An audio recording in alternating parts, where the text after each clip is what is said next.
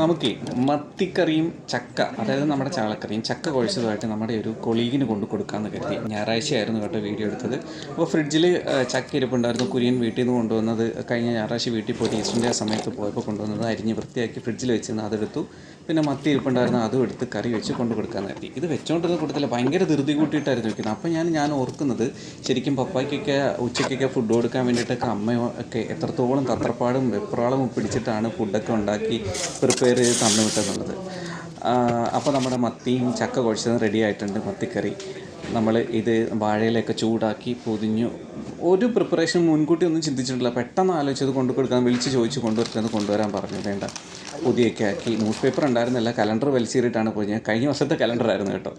പിന്നെ ഒരു പാത്രത്തിൽ നമ്മൾ കറി എടുത്തു, ഒരു നല്ല പാക്കറ്റിൽ പോവുകയാണ് കേട്ടോ. ധൃതി പിടിച്ചിട്ടാണ് പോകുന്നത്. കുറച്ച് ലേറ്റായി പോയായിരുന്നു. അവർ നമുക്ക് വേണ്ടി വെയിറ്റ് ചെയ്തിരിക്കുകയായിരുന്നു. കൊണ്ട് കൊടുത്തു, സ്വാദായിരുന്നെന്ന് പറഞ്ഞു കേട്ടോ.